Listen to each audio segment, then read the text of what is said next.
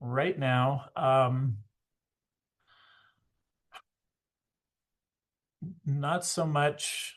This is not so much an AI thing, even though Mhm. that factors into it, but the ability for people to pirate your work has kind of taken off.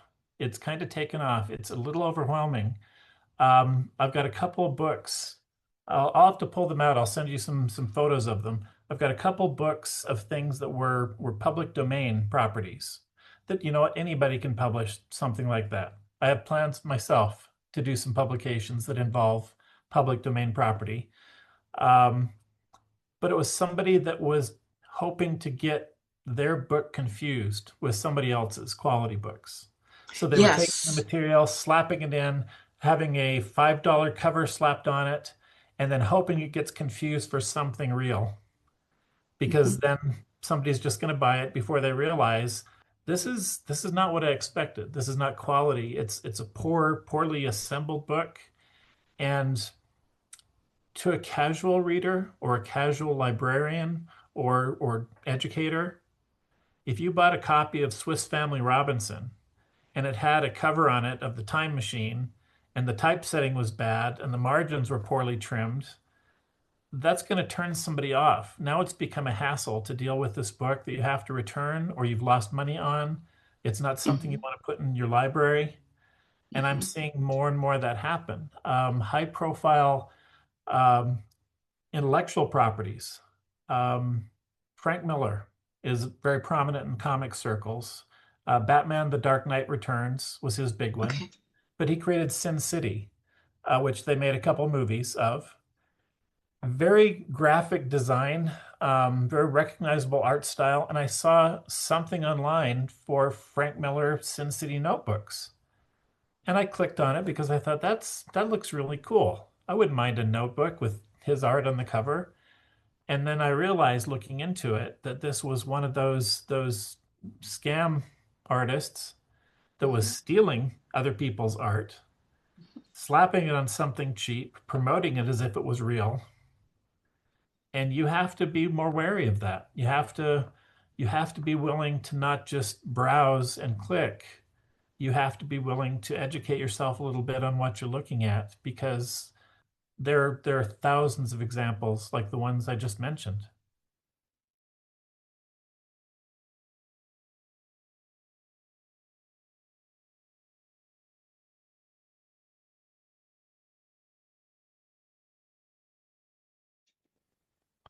That is a great question.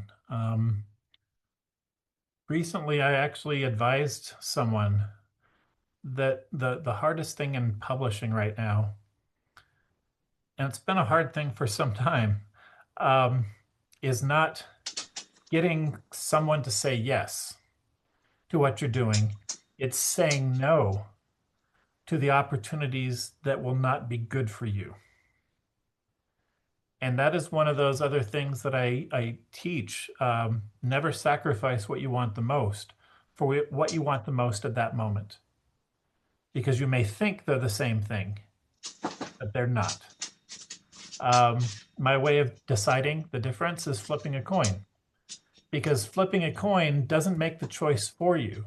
When it's spinning in the air, you suddenly know how you want it to land. That's the thing you want the most.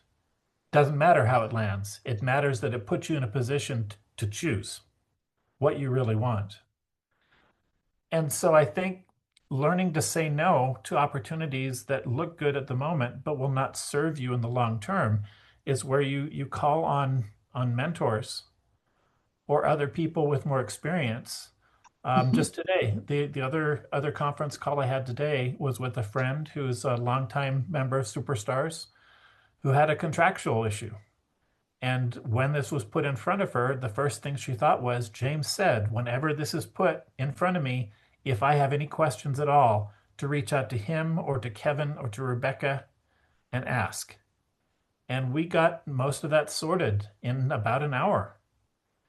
And Uh, having those relationships, it doesn't hurt to ask. Um, mhm. a comic book legend friend of mine named Paul Chadwick taught me the phrase, pardon my ignorance, but can you tell me more about this? I know nothing about this. He turned an admission that you don't know anything from a potential moment of embarrassment into an opportunity to learn and an opportunity for someone to teach. Hmm. And that's when I realized giving someone that opportunity to explain something to you is you showing them that they're valued. It's you showing Yes. that you value what they have to say. And it becomes something that now you're going to know. You're going to learn something that you were shy or embarrassed to ask about, but now you've asked, and people should not be afraid to ask something. They should not be afraid to say they don't know something, because that's an opportunity for a genuine connection and some knowledge. And I think people getting into this field now, I I've been telling the director at Superstars, we need to add a publishing 101 session next year, because I'm seeing so many people that understand tools are available to make books available. You can publish something right now, immediately. It doesn't mean it's going to have quality. It doesn't mean it's going to sell. It doesn't mean it's going to compete, Hmm. but it's possible. And people are taking that opportunity without understanding how deep the pool is that they're getting into. And you need to be able to reach out to people that have more of that experience. I'm seeing a lot of groups online where there are experienced authors more than willing to share those questions, more than willing to try to help people through those things. So that's, I think, the most important thing. Find people that are doing what you want to do and learn from them.